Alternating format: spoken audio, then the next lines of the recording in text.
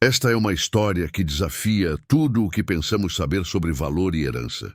Quando Marina ficou viúva, ela achou que o destino tinha sido cruel ao extremo, deixando-a com uma casa que não valia nada e 2 filhos para criar.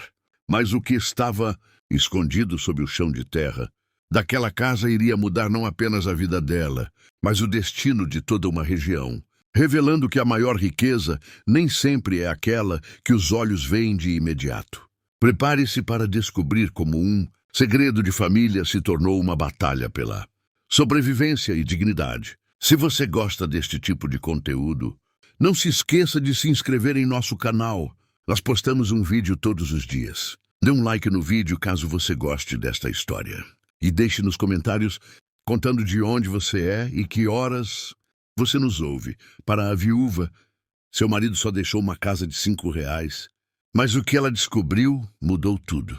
Quando enterraram Ricardo, Marina pensou que havia perdido tudo, mas o que veio depois foi pior. Descobrir que seu marido só lhe havia deixado uma casa avaliada em uma quantia insignificante. Enquanto a cidade inteira a olhava com pena e desprezo, ela tentava entender por que o homem que amava a havia abandonado daquela maneira, sem dinheiro, sem futuro, com 2 filhos pequenos que não paravam de perguntar, porque já não comiam como antes. As portas se fecharam, os vizinhos desviaram o olhar e Marina, ajoelhada no chão de terra daquela casa, a ponto de cair, esteve prestes a desistir. Mas naquela noite, enquanto limpava as paredes rachadas como um último ato de dignidade, suas mãos encontraram algo oculto, algo que seu marido havia deixado ali, esperando ser descoberto. E de repente tudo mudou, porque aquela casa guardava segredos que ninguém imaginava. Segredos pelos quais alguns estavam dispostos a matar. Segredos que colocariam Marina diante da decisão mais importante de sua vida. Fugir para salvar seus filhos ou ficar e lutar por algo que nem sequer sabia que lhe pertencia. Esta é a história de uma viúva que descobriu que o amor verdadeiro não termina com a morte e que, às vezes, o que parece uma maldição é, na verdade, o maior presente que alguém poderia deixar. O vento soprava com força das montanhas, levantando o pó seco do caminho que conduzia à casa de barro. Marina estava ajoelhada no centro do único cômodo, com as mãos cobertas de terra, o rosto banhado em lágrimas que já não podia conter. Fazia 3 dias que haviam enterrado Ricardo. 3 dias desde que seu mundo havia desmoronado. Os vizinhos da cidade de Rio Verde, no interior de Goiás, haviam vindo ao funeral com caras longas e palavras vazias, mas agora não restava ninguém. Apenas ela, Tiago de 8 anos e Beatriz de 5, observando-a do canto onde dormiam sobre esteiras velhas. A casa ficava nos arredores da cidade, cercada por vegetação seca, tão afastada do centro, que nem sequer o som dos sinos da igreja chegava até ali. As paredes de pau a pique se rachavam por todos os lados e o telhado de zinco oxidado deixava entrar o frio das noites do cerrado. Marina havia tentado tapar os buracos com trapos, mas o ar entrava igual, assobiando como um lamento constante. "Mamãe, a gente não vai mais comer?" perguntou Tiago com voz trêmula, segurando a mão de sua irmã. Beatriz não disse nada, mas seus olhos escuros brilhavam com uma fome que ia além do estômago. Marina limpou as lágrimas e tratou de sorrir. "Sim, meu amor. Amanhã vou à cidade. Vou conseguir algo." Mas ela não tinha nada. Ricardo havia morrido sem deixar nada além daquela casa. E agora, acima de tudo, tinha que enfrentar a verdade escrita nos papéis que o tabelião havia lhe entregado.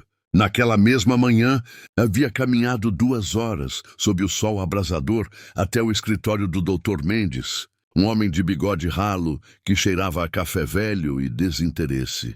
Ele lhe estendeu uma pasta delgada, quase insultante por sua leveza. "Aqui está tudo, dona Marina", disse sem olhá-la nos olhos. A casa que seu marido deixou avaliada em quase nada. Marina havia piscado várias vezes sem compreender. Sim.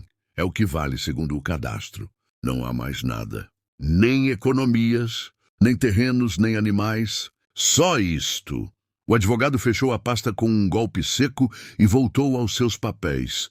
dando-lhe as costas. Marina saiu de lá como sonâmbula, apertando os documentos contra o peito. No caminho de volta, cruzou com Dona Antônia, a vizinha que sempre fora amável com ela.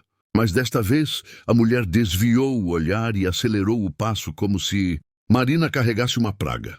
Agora, sentada sobre o chão de terra batida, Marina olhava os papéis amassados. Aquela era toda a sua herança, tudo o que Ricardo havia considerado valioso. A raiva e a tristeza se misturavam em seu peito, apertando-lhe a garganta. Ele sempre fora um homem calado, trabalhador, que se levantava antes do amanhecer para trabalhar na mata. Nunca tiveram luxos, mas também não passaram fome. Porque não havia deixado nada mais. Porque só esta casa miserável, que nem sequer valia o suficiente para comprar 1 quilo de feijão? Por que, Ricardo? Sussurrou Marina, fechando os olhos. Por que me deixou assim? Tiago se aproximou devagar e tocou seu ombro. Não chore, mamãe. Papai está no céu. Marina o abraçou com força, sentindo os ossos pequenos de seu filho sob a camisa gasta. Beatriz se uniu ao abraço, e por um momento os três permaneceram assim, apegados uns aos outros no meio daquela casa que parecia não valer nada. No dia seguinte, Marina tentou buscar trabalho na cidade. Bateu em portas, ofereceu lavar roupa, limpar quintais, cuidar de crianças. Mas cada vez que mencionava seu nome, as expressões mudavam. Alguns diziam que já tinham quem os ajudasse. Outros simplesmente fechavam a porta sem dar explicações. Na mercearia do Sr. Wilson, onde antes Ricardo comprava o milho e o açúcar, o homem nem sequer a deixou entrar. Não posso te fiar, Marina, disse do umbral, sem tirar o avental manchado. Sinto muito. Mas aqui ninguém trabalha de graça. Não estou pedindo que me fie, Sr. Wilson. Só quero trabalho. O que for. O homem negou com a cabeça. Não tem nada. Melhor procurar em outro lugar. Marina voltou para casa com as mãos vazias. As crianças não lhe perguntaram nada, mas seus olhares diziam tudo. Naquela noite, Beatriz chorou de fome até cair no sono. Tiago não disse nada, mas Marina o viu morder os lábios para não chorar também. Os dias seguintes foram piores. O orgulho de Marina desmoronou por completo. Chegou a pedir ajuda à sua cunhada Sandra, a irmã de Ricardo, que vivia em uma casa grande perto da praça. Sandra a recebeu na entrada sem convidá-la para entrar. Olha, Marina, eu não posso ficar sustentando ninguém, disse com frieza, cruzando os braços. Já tenho bastante com meus próprios gastos. Ricardo sabia no que se metia quando se casou com você. Isso não é problema meu. Marina sentiu que as bochechas ardiam. Só estou te pedindo um pouco de comida para as crianças, Sandra. Nada mais. As crianças são suas. Dê um jeito como todos. E fechou a porta. Marina regressou à casa de barro com o coração destroçado. A humilhação já não era apenas um sentimento, era uma realidade física palpável que a seguia para onde fosse. A casa miserável havia se tornado sua prisão, o símbolo do seu abandono. E cada noite, enquanto as crianças dormiam sobre o chão frio, Marina sentia que o peso do mundo ia esmagá-la. Até que uma noite tudo mudou. Já passava da meia-noite quando Marina acordou. Não havia conseguido dormir bem desde que Ricardo morreu, mas naquela noite o frio era insuportável. Levantou-se envolta em uma manta velha e caminhou, devagar em direção à parede do fundo, onde costumava guardar umas caixas com roupas. Ao apoiar a mão contra o barro, sentiu algo estranho, um tremor quase imperceptível, um som oco. Franziu a testa e voltou a bater na parede com os nós dos dedos. O som não era sólido. Havia algo atrás. Marina ficou imóvel com a mão ainda apoiada contra a parede. O coração batia com força. Voltou a bater, desta vez com mais decisão. O som oco se repetia no mesmo lugar, como se houvesse um espaço vazio atrás do barro. Aproximou-se mais, encostando o ouvido contra a superfície áspera. Não havia nada além de silêncio, mas a parede definitivamente soava diferente. Durante anos, havia vivido naquela casa sem prestar atenção àquele canto, sempre ocupado pelas caixas e cobertas dobradas. Agora, com a luz tênue da lua que entrava pela janela sem vidro, podia ver que o barro naquela seção tinha uma cor ligeiramente diferente, como se tivesse sido remendado há muito tempo. Marina olhou para onde dormiam Tiago e Beatriz. Os dois continuavam encolhidos, respirando com tranquilidade. Ajoelhou-se diante da parede e passou os dedos pelas fendas. Uma delas era mais profunda que as outras. Empurrou suavemente e sentiu como um pedaço de barro seco se desprendia, caindo no chão com um ruído surdo. Atrás havia mais barro, mas este estava solto, como se alguém o tivesse colocado ali sem misturá-lo bem. Marina começou a retirá-lo com cuidado, usando as unhas para raspar. O pó encheu suas mãos. Continuou escavando com a respiração agitada, sem entender muito bem o que estava buscando, mas incapaz de parar. De repente, seus dedos tocaram algo que não era terra. Algo macio, tecido. Parou de imediato com o coração prestes a sair pelo peito. Retirou mais barro agora com urgência, até que conseguiu ver um canto do que parecia ser um volume envolto em um pedaço de pano velho.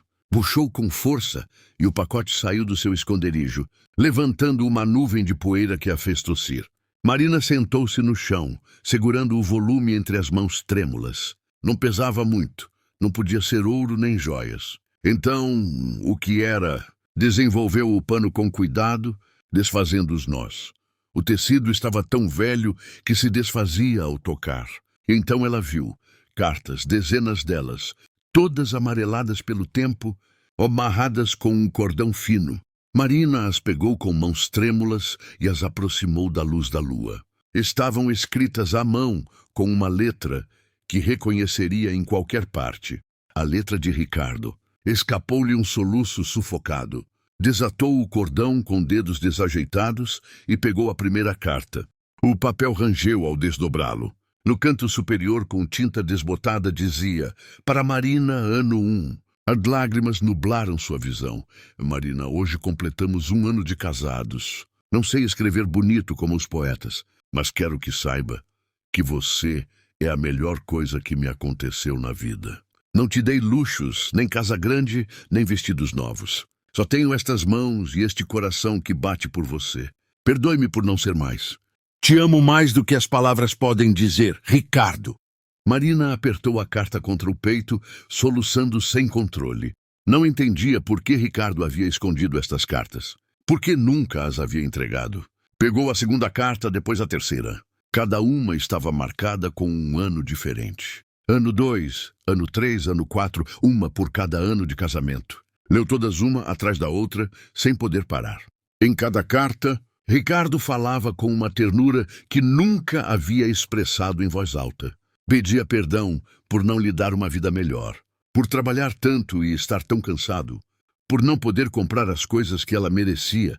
Em uma delas, escrita no ano 5, dizia: hoje Tiago completou 2 anos. Viu correr pelo quintal e pensei em você, em como você o trouxe ao mundo com tanta dor e coragem. Não sei como te dizer isto, Marina, mas há algo que não te contei. Fui ao médico na capital faz alguns meses. Ele me disse coisas que não quero acreditar. Disse que meu coração está falhando. Aqui talvez não tenha muito tempo, mas não quero te assustar. Não quero que viva com medo. Então vou guardar isto aqui, onde você nunca encontre até que eu já não esteja. Marina deixou cair a carta com as mãos tremendo violentamente. Não, murmurou negando com a cabeça. Buscou entre as cartas, lendo datas até encontrar uma do ano 7. Já não posso esconder mais. O médico disse que eu deveria estar na cama. Mas como vou ficar na cama se vocês precisam comer?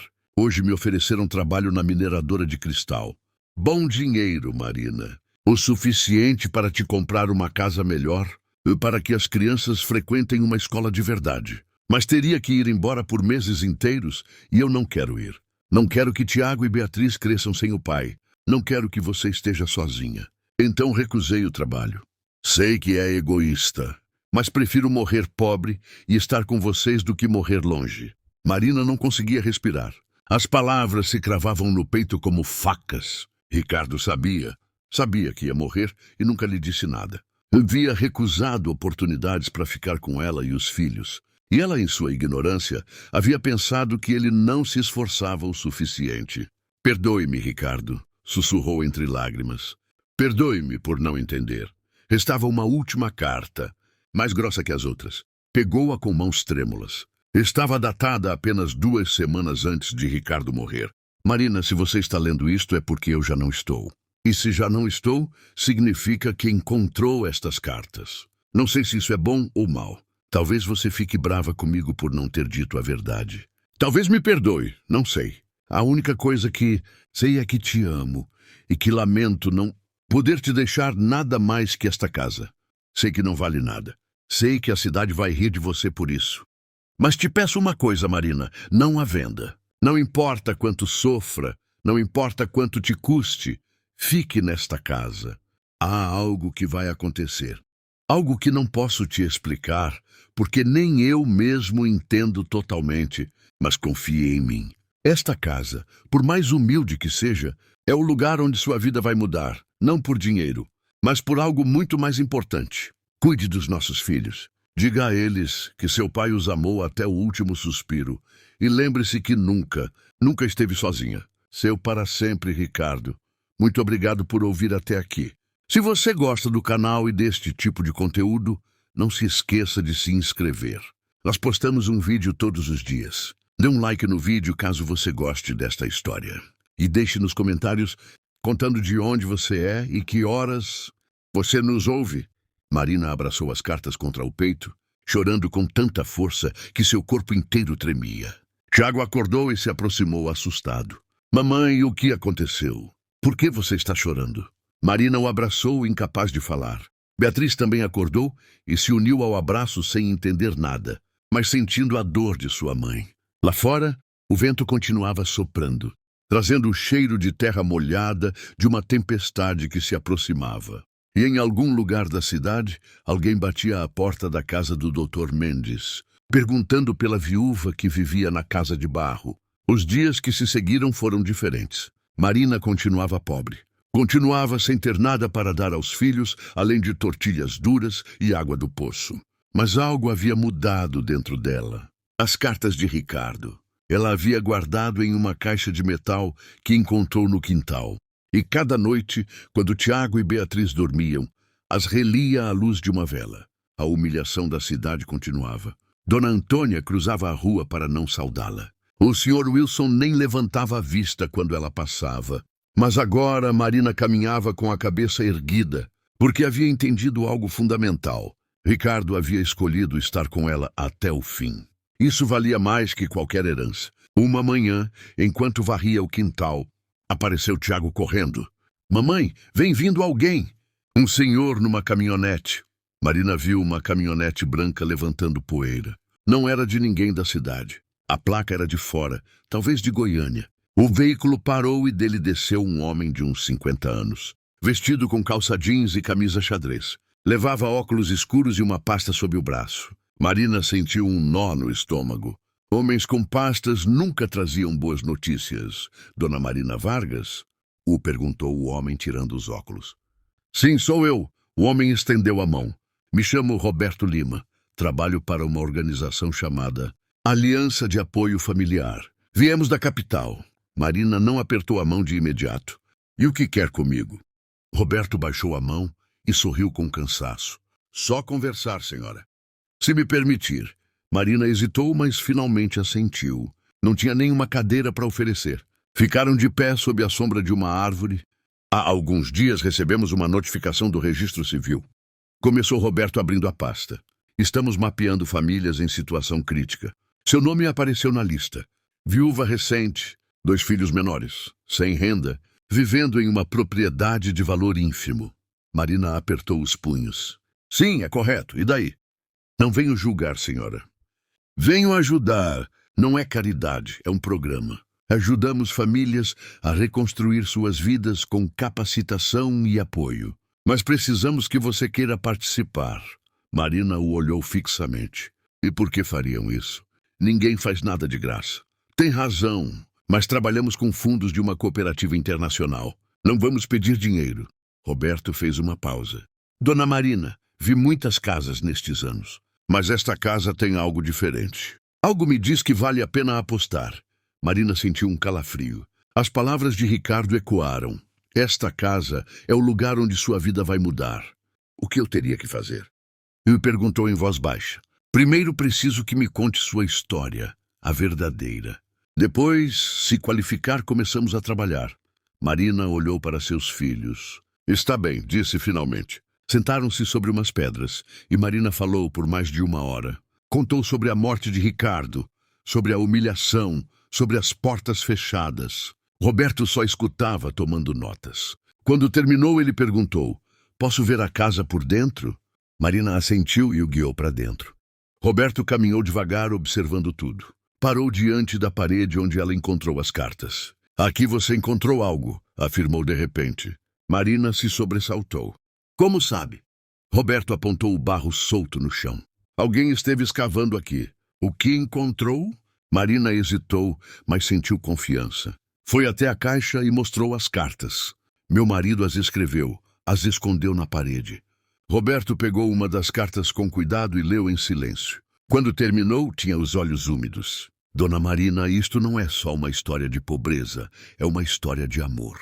E acredite, histórias de amor movem montanhas. Vou incluir seu caso em nosso relatório e compartilhar estas cartas. Com sua permissão, para que mais gente entenda o que é sobreviver com dignidade." Roberto deixou um papel com um número de telefone. "Volto em 2 semanas." Quando a caminhonete se afastou, Tiago correu para a mãe. "Quem era a mamãe?" "Não sei, filho, mas acho que algo está mudando." Mas 2 dias depois, quando foi à cidade, Marina ouviu algo que lhe gelou o sangue. Dona Antônia estava conversando com outra mulher. "Já soube, né? Vão desapropriar as terras do vale. Dizem que uma empresa de mineração comprou os direitos. Vão tirar todo mundo. E a viúva da casa de barro é a primeira que vai sair. A casa dela não vale nada, não vai poder lutar." Marina ficou paralisada. O coração batia com força. Recordou as palavras de Ricardo. "Não venda a casa, não importa quanto sofra." Marina voltou correndo para casa. Tiago e Beatriz a viram chegar pálida. "O que houve, mamãe?" Marina os abraçou sem responder. Não sabia como explicar que iam perder o único que lhes restava. Naquela mesma tarde, chegou outra caminhonete. Desta vez, era uma caminhonete preta, grande, com vidros escuros. Dela baixaram 2 homens de terno escuro, mas fora de lugar naquele pó. Um levava uma maleta, o outro um tablet. Marina saiu a recebê-los com desconfiança. "Dona Marina Vargas", disse o homem da maleta. "Me chamo Gilberto Soares, representante legal da mineradora Vale do Ouro. Viemos fazer uma oferta." "Não quero ofertas", respondeu Marina de imediato. Gilberto sorriu, mas não era gentil. "Não ouviu o que tenho a dizer. Esta casa não está à venda. Senhora, nossa empresa adquiriu os direitos de exploração em todo este vale. Isso inclui sua propriedade. Significa que cedo ou tarde vai ter que sair. Oferecemos R$10.000 pela sua casa. É generoso, considerando que ela não vale quase nada." Marina sentiu o chão se mover. R$10.000. Era mais dinheiro do que vira na vida. Poderia ir para a capital, alugar uma casa, comprar roupas para as crianças. "Pense bem", continuou Gilberto. "Essa casa não tem futuro. Está caindo aos pedaços. Estamos dando uma saída digna." Marina olhou o documento. R$10.000, liberdade. Mas lembrou-se de Ricardo. "Não há venda. Esta casa é o lugar onde sua vida vai mudar." "Não", disse com voz firme. "Não vou vender." O sorriso de Gilberto desapareceu. "Senhora, está cometendo um erro. Se não vender por bem, vamos desapropriar. E não vai receber nem um centavo. Vai terminar na rua." Marina cerrou os punhos. "Saiam da minha propriedade agora." O homem mais jovem deu um passo ameaçador. "Disse para saírem." Gilberto guardou o papel. "Muito bem, é sua decisão. Mas lhe advirto que isto não vai terminar bem para você. Tem 1 semana para pensar." A caminhonete arrancou com um rugido. Marina entrou em casa com as pernas trêmulas. Como ia lutar contra uma mineradora? Não tinha dinheiro para advogados. Só tinha uma casa sem valor e a palavra de um homem morto. Os dias seguintes foram uma tortura. Marina buscou ajuda, mas ninguém queria se envolver. O padre disse que não podia fazer nada em assuntos legais. O Dr. Mendes fechou a porta na sua cara. Até Dona Antônia disse que ela deveria aceitar o dinheiro enquanto podia. "Todo mundo vai vender, Marina. Porque você tem que ser diferente." porque esta casa é tudo o que tenho. Uma noite, enquanto as crianças dormiam, leu as cartas de Ricardo buscando uma resposta. E então, em uma das últimas, encontrou uma linha escrita com letra menor. Se algum dia se sentir perdida, Marina, lembre-se que esta casa guarda mais do que você pode ver. Não tudo está nas paredes, também está debaixo. Marina leu a frase 3 vezes. Debaixo. O que queria dizer? Levantou-se e caminhou para o centro do cômodo. O chão era de terra batida, duro, mas com a luz da vela, notou algo estranho em um canto perto do fogão. Uma seção do chão tinha uma cor diferente, como se alguém tivesse cavado ali e recheado o buraco. Marina ajoelhou-se e passou a mão.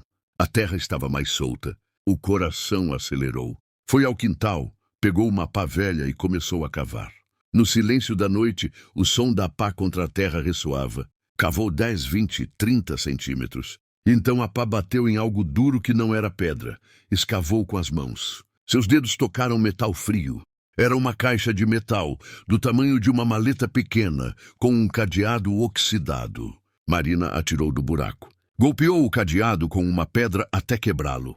Dentro não havia ouro, havia papéis, títulos de propriedade antigos, mapas enrolados. Um deles era um título de um terreno muito maior, assinado há mais de 50 anos em nome de Estevão Vargas, o avô de Ricardo. O outro era um mapa desenhado à mão com anotações. Veio principal, profundidade 40 metros. Marina sentiu falta de ar. A casa não era sem valor. Estava construída exatamente em cima de um veio mineral. Naquele momento, ouviu o ruído de uma caminhonete. Eram quase 3 da manhã. Apagou a vela e correu para a janela. A caminhonete preta da mineradora estava lá fora e desta vez vinham 5 homens. Marina ficou paralisada. Um deles levava uma lata grande, outro uma pá. O pânico a apertou. Tinha que esconder os papéis. Colocou tudo de volta na caixa e a empurrou para baixo da esteira das crianças. Espalhou terra sobre o buraco. Lá fora ouviu vozes. A casa está escura, todos dormem. O chefe disse que a viúva não quer vender. Então temos que dar razões para ela ir. Embora, Marina correu para a porta e passou o ferrolho. Foi até os filhos e os acordou suavemente. Tiago, Beatriz, acordem rápido. Não façam barulho. Tem gente má lá fora. Beatriz começou a chorar. Mas Marina tapou sua boca com carinho. Não, meu amor, seja corajosa. Passos se aproximaram. Um golpe forte na madeira. Abra, dona Marina, sabemos que está aí. Marina não respondeu. Abraçou os filhos no canto mais afastado. Outro golpe. Eu disse para abrir. Então a voz de Gilberto Soares. Dona Marina, não queremos machucá-la, só queremos conversar. Vão embora, gritou ela. Vou chamar a polícia. Ouviu-se uma risada. Com o quê? Não tem telefone e a delegacia está há 2 horas. Ninguém vem. Então ouviu o som de líquido sendo derramado. Cheiro de gasolina. Última chance, senhora. Ou sai por vontade própria, ou atiramos nós. Marina olhou desesperada. Não havia outra saída. Então ouviu outro motor. Várias caminhonetes se aproximando rápido. Os homens lá fora se confundiram. Quem são esses? Luzes de faróis iluminaram a casa. Alto! Afastem-se dessa casa! Era a voz de Roberto Lima. Lá fora havia 3 caminhonetes da Aliança de Apoio, familiar e defensores de direitos humanos. Roberto estava na frente, gravando tudo com o celular. Estão em propriedade privada e estamos filmando. Se tocarem nesta família, vão ter que explicar ao juiz. Gilberto recuou furioso. Isso não é assunto seu. Esta família está sob proteção da nossa organização e já notificamos as autoridades. Gilberto fez um gesto aos homens e foram embora. Marina abriu a porta com mãos trêmulas. Roberto correu até ela. Estão bem? Marina negou com a cabeça, chorando. Como souberam? Uma vizinha ligou, a dona Antônia. Disse que viu a caminhonete preta vindo para cá. Marina sentiu um nó na garganta. Dona Antônia a havia salvado. Roberto entrou e Marina mostrou a caixa de metal. Ele examinou os papéis com assombro. Dona Marina, se estes documentos forem legítimos, você não é dona de uma casa sem valor. Você é dona de uma mina. O avô de Ricardo havia registrado aquelas terras décadas atrás. mas não tinha tecnologia para extrair o mineral. Agora valia milhões. Por isso a mineradora está desesperada, disse Roberto. Eles sabem o que tem aqui. Marina não conseguia processar. E agora, o que eu faço? Agora lutamos. Mas preciso que confie em mim estes documentos para registrarmos hoje mesmo. Na manhã seguinte, a patrulha do município apareceu. Dela desceu o comandante Oliveira, o chefe de polícia local. Ele caminhou direto para Roberto. Recebi uma chamada da mineradora. Dizem que você está interferindo em uma operação legal e que a senhora Marina está ocupando ilegalmente uma propriedade vendida. Tenho uma ordem de despejo. Marina sentiu o mundo parar. Tem 24 horas para desocupar. Roberto leu o papel pálido. Isso é corrupção. Esse juiz não tem jurisdição aqui. Mas eu tenho, disse o comandante. 24 horas, senhora. Roberto pegou a caixa. Vou à capital agora mesmo. Não saia daqui. Marina ficou sozinha com seus filhos e 2 voluntários. A caminhonete preta da mineradora vigiava ao longe. As horas passavam. O sol se pôs e Roberto não voltava. Quando a esperança sumia, Marina ouviu o ruído de vários veículos velhos e até carroças vindo da cidade. A primeira a descer foi Dona Antônia. Atrás dela vinham o Sr. Wilson, o padre, a professora e muitos jovens. Marina, disse Dona Antônia, soubemos o que está acontecendo. A mineradora anda dizendo que amanhã vão te tirar e demolir sua casa. E nós não vamos permitir. O Sr. Wilson baixou a cabeça. Sentimos ter te tratado assim, Marina. A mineradora nos prometeu empregos e dinheiro. Mas agora sabemos a verdade através do Roberto. O padre explicou. Seu marido não te deixou uma casa sem valor. Deixou uma fortuna que pertence a vocês. Não a uma empresa de fora. Se amanhã vierem te tirar, vão ter que passar por todos nós primeiro, disse um jovem.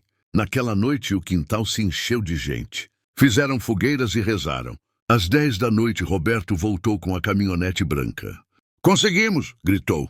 Os documentos estão registrados. A propriedade é sua. E o juiz que assinou o despejo está sendo investigado. A ordem foi anulada. A multidão celebrou, mas Roberto ficou sério. A mineradora não vai aceitar. Eles investiram milhões. Vão lutar sujo. Podem tentar te tirar do caminho. Marina abraçou os filhos. Às 2 da manhã, uma caravana de 15 veículos com luzes apagadas apareceu. Dezenas de homens desceram com paus e ferramentas. Gilberto gritou no megáfono, tem 5 minutos para sair. E então apareceu uma escavadeira enorme avançando em direção à casa. Mas os moradores da cidade formaram uma barreira humana entre a máquina e a casa. Se quiserem chegar lá, vão ter que passar por nós, desgritou o povo. O operador da escavadeira hesitou. Gilberto rugiu, mas ninguém se moveu. Então, outro comboio chegou. Viaturas da Polícia Estadual e representantes do governo. Uma autoridade desceu e entregou uma ordem de suspensão imediata das atividades da mineradora. Gilberto pálido teve que recuar e ir embora. A cidade explodiu em alegria. E representante do governo explicou a Marina. Seus documentos são legítimos. O que há sob esta terra vale muito dinheiro. Talvez 30 milhões de dólares. Marina não podia imaginar tamanha quantia. O advogado lhe deu opções: vender, associar-se ou esperar. Marina leu as cartas de Ricardo uma última vez. O dinheiro não é o que dá valor a uma vida. Marina, é o que você faz com o que tem. Marina decidiu criar uma cooperativa com o povo da cidade. Iriam explorar a mina de forma sustentável e repartir os lucros para escolas e clínicas. 3 anos depois, Rio Verde havia se transformado. Tiago e Beatriz cresceram com oportunidades. Ricardo não havia deixado apenas dinheiro. Havia deixado um propósito. Marina entendeu que o que mudou tudo não foi a mina, mas o amor que resistiu a tudo. Às vezes, o que o mundo considera sem valor esconde as maiores riquezas. Marina nos ensinou que a força não é não ter medo, mas seguir adiante apesar dele. Se hoje você sente que não tem nada, lembre-se, talvez você esteja exatamente onde sua vida está prestes a mudar. Só precisa ter coragem para não desistir. Se você gostou desta história, inscreva-se no canal para não perder as próximas. Que Deus te abençoe.